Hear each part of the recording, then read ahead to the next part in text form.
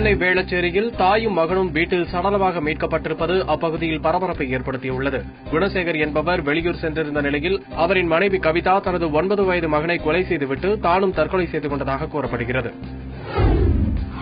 கிருஷ்ணகிரி மாவட்டம் ஓசூர் அருகே வனப்பகுதியை ஒட்டியுள்ள தோட்டத்திற்குள் புகுந்த காட்டு யானைகள் பயிர்களை சேதப்படுத்தியதாக விவசாயிகள் கவலை தெரிவித்துள்ளனர். இதனால் லட்சக்கணக்கான ரூபாய் மதிப்பிலான பயிர்கள் சேதமடைந்துள்ளதாக அவர்கள் குறிப்பிட்டுள்ளனர்.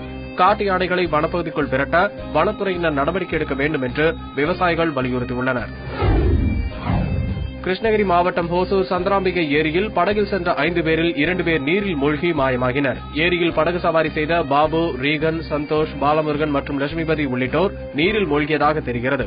3 பேர் உயிருடன் மீட்கப்பட்டுள்ள நிலையில் மாயமான 2 பேரை தேடும் பணி நடைபெறுகிறது. கோவை துடியலூரை அடுத்த அப்பநாயக்கன்பாளையத்தில் வசிக்கும் வங்கி அதிகாரி விவேக்ராஜின் வீட்டிற்குள் புகுந்த மர்ம நபர்கள் பீரோவில் இருந்த 1,75,000 ரூபாய் பணம் மற்றும் 15 சவரன் தங்க நகைகளை கொள்ளையடித்துச் சென்றனர். வீட்டின் முன் நிறுத்தப்பட்டிருந்த காரையும் மர்ம நபர்கள் திருடிச் சென்றுள்ளனர்.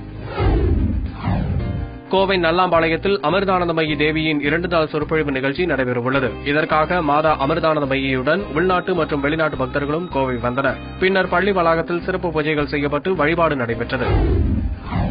நெல்லை மாவட்டம் பாளையங்கோட்டையில் உள்ள ராஜகோபால சுவாமி கோவிலில் ரத சப்தமி விழாவில் ஏராளமான பக்தர்கள் கலந்து கொண்டு சுவாமி தரிசனம் செய்தனர். சுவாமிக்கு சிறப்பு பூஜைகள் செய்த பின் சுவாமி 7 வாகனங்களில் எழுந்தருளினார்.